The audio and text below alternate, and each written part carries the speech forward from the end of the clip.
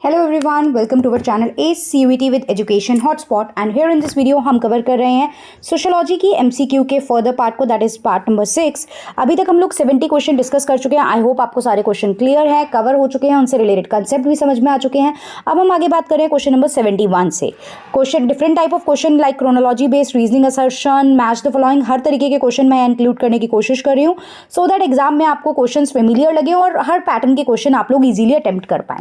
तो without wasting any time हम यहाँ पे देखते हैं आपका जो पहला क्वेश्चन है, that is arrange the following social reform movement in the chronological order. अच्छा, as you all know 13th में जो है डेट डिक्लेयर कर दी गई है एनटीए ने। कब कौन सा एग्जाम है ये डिक्लेयर नहीं है, बट 13th में इज द डेट। तो हो सकता है हमारा एग्जाम 13 को, हो सकता है 15 को, हो सकता है 20 के बाद हो, तो that is not clear. But हाँ, 13 से एग्जाम स्टार्ट है, that is very clear. So we don't have that much time, तो थोड़ा जल्दी जल्दी वीडियोज आएंगी, तो आप लोगों को ये वीडियोज देखनी है। जो डाउट होगा आप कमेंट करके पूछेंगे। If you want the PDF then comment करके बताइए। ACUET विद एजुकेशन हॉटस्पॉट नाम से टेलीग्राम चैनल है, मैं वहां पे पीडीएफ शेयर कर दूंगी। सो आप लोग उस टेलीग्राम चैनल को भी ज्वाइन कर सकते हैं और इस वीडियो को मैक्सिमम लोगों तक, अपने क्लासमेट, अपने फ्रेंड्स तक शेयर कीजिए, ताकि हम लोग एक बड़ी कम्युनिटी बिल्डअप करके इन 2-4 दिनों में एक फास्ट ट्रैक रिवीजन एग्जाम से पहले कर सकें। तो यहाँ पे आपको सारी ये जो ऑर्गेनाइजेशन है ये अरेंज करना है। देखो, ब्रह्म समाज, सेल्फ रिस्पेक्ट मूवमेंट, दलित पैंथर, आर्य समाज। ब्रह्म समाज राजा राम मोहन रॉय से रिलेटेड है।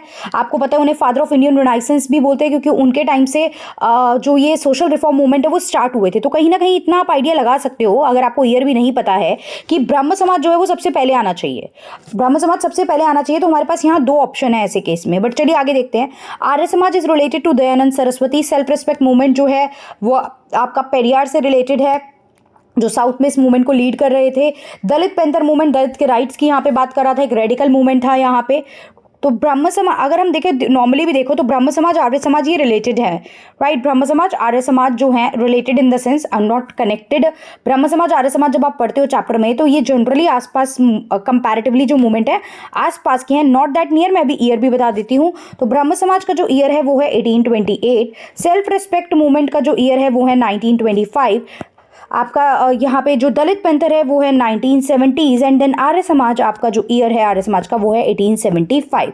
तो अगर इन दैट केस अगर आप इन दोनों को भी सीक्वेंस में लगा लेते ना, कि सबसे पहले ये होगा देन आर्य समाज होगा, तो भी आप करेक्ट आंसर तक पहुंच जाते। बट अब मैंने स्पेसिफिकली ईयर भी बता दिए हैं, तो ईयर को भी आप एक जगह लिख के आप याद कर लेंगे। यहाँ पे हमारा आंसर हो गया ए।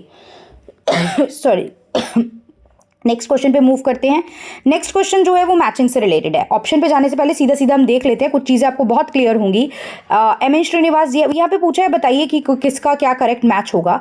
तो एम एन श्रीनिवास की यहाँ पे बात की गई है। एम एन श्रीनिवास देखिए, संस्कृताइजेशन, डिसंस्कृताइजेशन, डोमिनेंट कास्ट, ये सब बात करते हैं, बट वो तो कहीं लिखा नहीं है। तो एम एन श्रीनिवास वेस्टर्नाइजेशन की भी बात करते हैं। कार्ल मार्क्स कम्युनिज्म की भी बात करते हैं। कम्युनिज्म मतलब क्या होता है, प्राइवेट प्रॉपर्टी नहीं होगी, सारे जो रिसोर्सेज हैं वो कॉमन रिसोर्सेज की बात करते हैं, राइट। गवर्नमेंट के पास चीजें जाएंगी, प्राइवेट रिसोर्सेज नहीं होंगे। कार्ल मार्क्स को हम लोग फादर ऑफ सोशलिज्म भी बोलते हैं। तो ये कम्युनिज्म की बात करते हैं। BR Ambedkar annihilation of caste की बात करते हैं। बिल्कुल, ये इनकी बुक भी है, इनका इंपॉर्टेंट वर्क भी है, ये कास्ट स्ट्रक्चर के लेके ये बात करते हैं। मैक्स वेबर, देखिए सेकुलराइजेशन कहीं डायरेक्ट नहीं लिखा है और आपकी बुक में डायरेक्ट है भी नहीं, बट ये करेक्ट ऑप्शन है। जब बाकी 3 आप सही बता दोगे तो ये भी आप पता लगा पाओगे, क्योंकि मैक्स वेबर ने रिलीजन को लेकर स्टडी करी और इन्होंने बहुत सारे अलग अलग रिलीजन को लेके स्टडी करी, और इनका इंपॉर्टेंट वर्क भी है Protestant ethics and spirit of capitalism, but that is not there in your syllabus. तो बिल्कुल सेक्युलराइजेशन के बारे में इन्होंने बात की, और अगर आपको नहीं भी पता तो भी आप सही आंसर पे पहुंच जाएंगे। A, B और D आप आसानी से पता लगा सकते हैं। तो इस केस में आपका आंसर जो है वो हो जाएगा A, राइट। A का फर्स्ट, B का सेकेंड, C का थर्ड एंड D का फोर्थ, सीधे सीधे सब यहाँ पे करेक्टली मैच हैं। डन। तो आंसर हो गया हमारा A। चलिए आगे मूव करते हैं नेक्स्ट क्वेश्चन की तरफ। Match the following, again matching आ गई है। चलिए पढ़ते हैं अब यहाँ पे, match the following concept with the correct definition. ये जो टॉपिक दिए इनके मीनिंग दिए हैं, अब आपको मैच करना है। संस्कृताइजेशन आपको पता है ना, imitation of the culture, value, norms of the upper caste, lower cast जब अपर कास्ट के culture, value, norms, practice, ideology को इमिटेट करती है, कॉपी करने की कोशिश करती है, सो दैट वो सोशल मोबिलिटी हो सके, अपवर्ड मोबिलिटी हो सके उसकी, वो कंसेप्ट संस्कृताइजेशन कहलाता है। तो अब देखो, adoption of upper caste custom सीधा सीधा लिखा हुआ है, संस्कृताइजेशन का डायरेक्ट आंसर हमें मिल गया, राइट। अब यहाँ पे बात हो रही है डिसंस्कृताइजेशन। डिसंस्कृताइजेशन मतलब जब आप क्या कर रहे हो, आप जो है अपर कास्ट लोअर कास्ट के कल्चर को फॉलो कर रही है, राइट।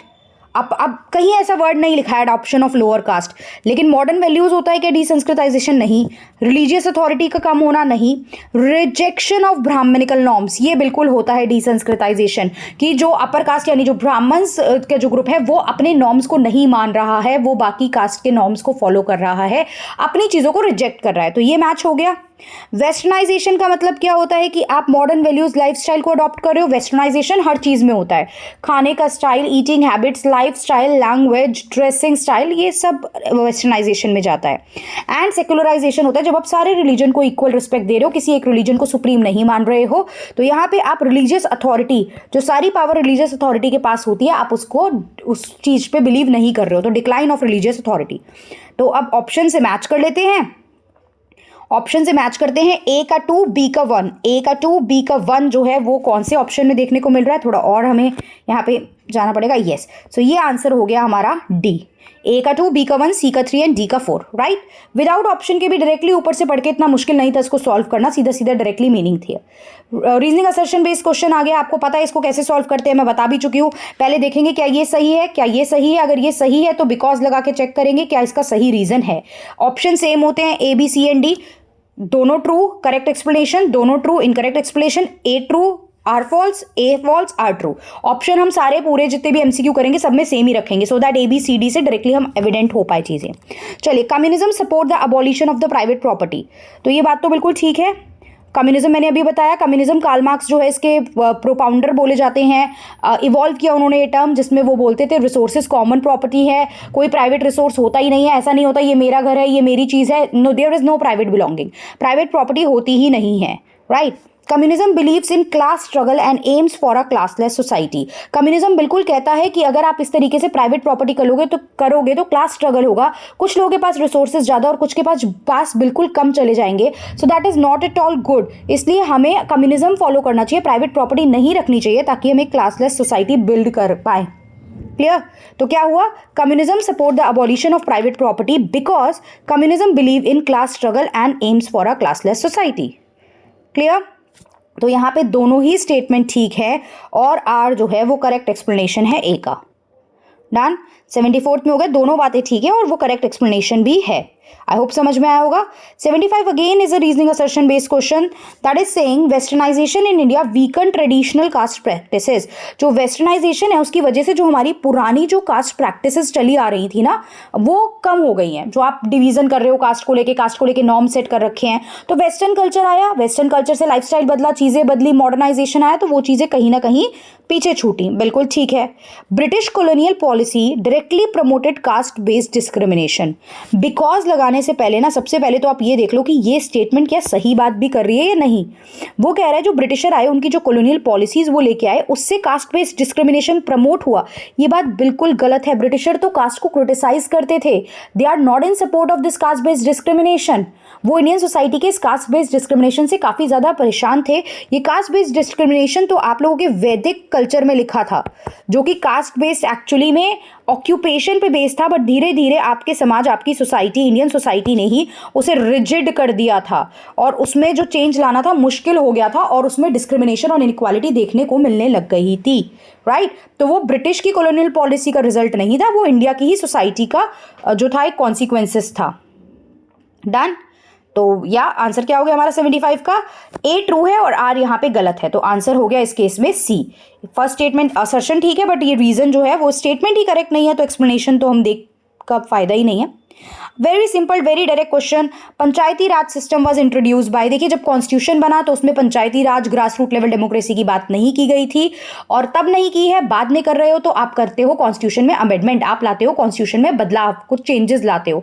तो कौन से अमेंडमेंट के थ्रू आप ये चेंजेस लेके आए हो, राइट? कौन से? देखिए, तो पंचायत एंड म्युनिसिपैलिटी लाई गई थी, पंचायत लाई गई थी और म्युनिसिपैलिटी लाई गई थी, राइट। पंचायत एंड म्युनिसिपैलिटी की यहाँ पे बात की गई थी। इन द ईयर 1992 यहाँ पे एक 73rd अमेंडमेंट आया था जो बात करता था पंचायती राज सिस्टम की, और 74th amendment act, constitutional amendment act आया था 1992 में ही, जो बात करता था म्युनिसिपैलिटी की। तो ये अगर ग्रास रूट लेवल डेमोक्रेसी कौन सा अमेंडमेंट एक्ट प्रमोट करता है या कौन सा अमेंडमेंट उसकी बात करता है, then also the answer is 73 and 74, because Panchayati Raj जो है वो बिल्कुल सेंटर स्टेट के अलावा ये विलेज लेवल पे बात करता है, तो आप डिसेंट्रलाइजेशन की बात करते हो, तो डिसेंट्रलाइजेशन वर्ड मिले, ग्रास रूट लेवल डेमोक्रेसी मिले, सीधा सीधा पंचायती राज मिले, तो आंसर 73rd है और म्यूनिसिपैलिटी का हमारे पास 74th अमेंडमेंट है।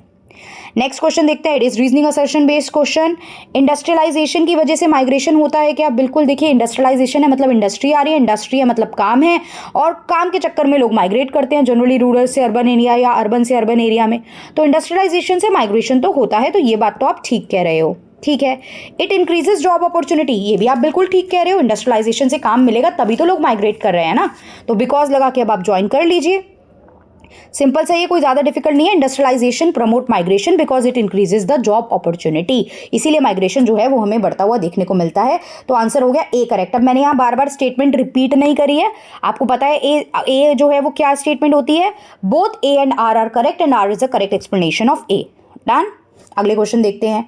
देखिए, हो सकता है अब एक दिन में 2-3 वीडियोस आप लोगों को देखने को मिले, ऐसा नहीं है एक दिन में एक ही वीडियोस मिलेगी, क्योंकि टाइम कम है, क्वेश्चन ज़्यादा करने हैं, राइट। टारगेट हम एक अच्छा खासा लेके चल रहे हैं, इसमें मैं आपके सीबीएसई के पेपर्स, सैम्पल पेपर, पीवाईक्यूज, जितने तरफ से अपनी तरफ से एनसीईआरटी बेस्ड एमसीक्यू क्रिएट करके जो भी मैं आप लोगों को बता सकती हूँ, मैं सब इंक्लूड करने की कोशिश कर रही हूँ, right. Arrange the following social reform in chronological order, again chronology based question आ गया, क्रोनोलॉजी बेस्ड, मैचिंग बेस्ड, ये सीयूईटी के एक अच्छा पैटर्न, एक फेवरेट क्वेश्चन बन गया है। तो इसमें भी देखो एक तुक्का जो मैं आपको बताऊं आप लगा सकते हो, जो एक तुक्का आप लगा सकते हो। अबॉलिशन ऑफ सती राजा राममोहन रॉय ने की थी ना, राजा राममोहन रॉय से रिफॉर्म मूवमेंट की स्टार्टिंग हुई है ना, तो आप अबॉलिशन ऑफ सती को सबसे पहले रख सकते हो, अबॉलिशन ऑफ सती को आप लोग सबसे पहले रख सकते हो। विडो रीमैरिज एक्ट की बात कौन कर रहे थे? ईश्वर चंद्र विद्यासागर, तो विडो रीमैरिज की भी स्टार्टिंग में बात हुई है। राइट टू एजुकेशन आप लोगों को पता होना चाहिए 2009 में आया है। एक आरटी आया था राइट टू इन्फॉर्मेशन, वो 2005 में आया था, और राइट टू एजुकेशन तो 2009 में आया है, जिसमें फ्री एंड कंपलसरी एजुकेशन की बात करती है गवर्नमेंट। आर्टिकल 21A गवर्नमेंट ने इंसर्ट किया कॉन्स्टिट्यूशन में, और यहाँ पे फ्री एंड कंपलसरी एजुकेशन की बात करती है 6 to 14 ईयर की, तो ये तो 2009 में आया है, राइट। नर्मदा बचाओ इससे पहले आया था, राइट टू एजुकेशन सबसे लेटेस्ट है, नर्मदा बचाओ उससे भी पहले आया था। तो अगर आपको एग्जैक्ट ईयर नहीं पता, अगर आप ये फिट कर सकते हो कि राजा राममोहन रॉय वाला सबसे पहले आएगा, तो देखो ये दोनों ऑप्शन एलिमिनेट हो गए, 2 आ गया सबसे पहले, फिर 2 के बाद आया था विडो रीमैरिज, विडो रीमैरिज के बाद ही ये नर्मदा बचाओ और ये सब, क्योंकि थोड़े से न्यू सोशल मूवमेंट की तरफ आप मुड़ चुके थे यहाँ पे, तो यहाँ आपका आंसर हो जाएगा आंसर नंबर सी, यह हमारा आंसर हो जाएगा आंसर नंबर सी। मैं एग्जैक्ट ईयर भी बता देती हूँ, ऐसे हर जगह तुक्का नहीं मारना, ईयर भी आप लोग देख लो। विडो रीमैरिज का ईयर 1856 है, विडो रीमैरिज का ईयर 1856 है, और आपका अबॉलिशन ऑफ सती 1829 है, it is 1829। Right to education मैंने बताया 2009 and Narmada Bachao is 1985। So as per that answer हो गया 2, 1, 4 एंड 3। अगर एग्जैक्ट ईयर नहीं भी पता तो भी मैंने बताया कि आप थोड़ी बहुत चीज़ों को सोच के कैसे वहाँ पे एग्जाम में कवर अप कर सकते हो। अब answer the following question on the basis of the case study, एक छोटी सी स्टेटमेंट दिया, उसके बेसिस पे हमसे 2-3 क्वेश्चन पूछे गए हैं जो हम यहाँ पे देख लेंगे। तो पहले पढ़ लेते हैं लाइन जल्दी से।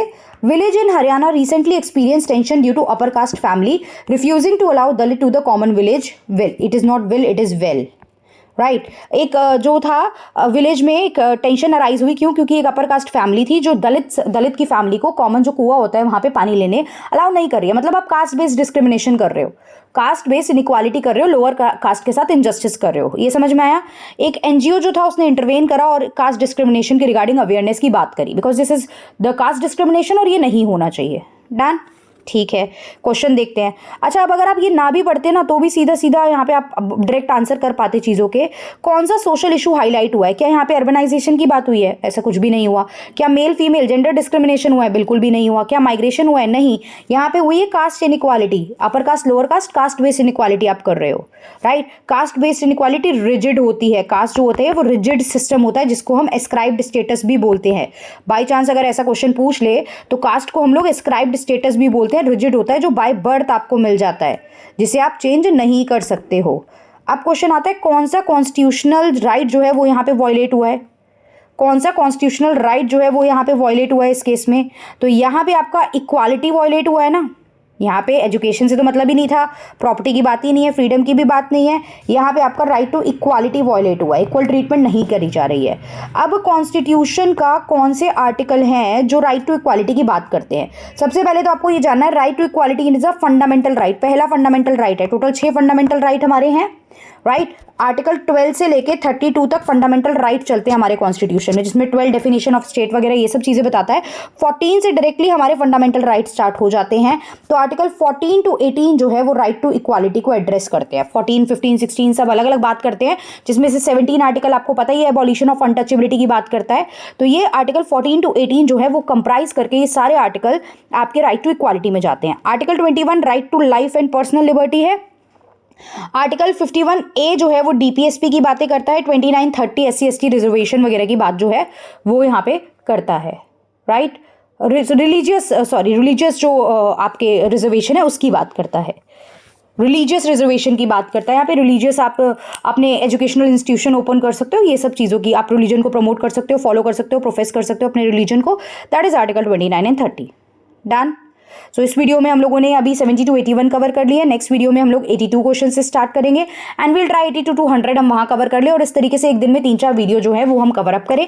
अगर आपने यहाँ तक वीडियो देखी है तो आप मुझे कमेंट करके बताएंगे yes that you need more videos, आपको ज़्यादा से ज़्यादा वीडियोज चाहिए, ज़्यादा से ज़्यादा MCQ चाहिए इस सब्जेक्ट के। एंड अगर किसी और सब्जेक्ट के भी आपको MCQ चाहिए, यू वांट कि हम उस डोमेन के भी MCQ प्रैक्टिस करें, then do let me know in the comment box. बहुत कम टाइम बचा इन 4-5 दिन में, अगर हम इस तरीके से भी प्रिपरेशन कर लेते हैं MCQ बेस तो बहुत चांसेस हैं कि सेम टॉपिक सेम रिलेटेड जो हमने क्लास में सुना, देखा, पढ़ा, क्वेश्चंस देखे, उससे रिलेटेड क्वेश्चन हमें एग्जाम में मिल जाए, right. So yeah that's all. Thank you everyone, see you in the next video with the further questions.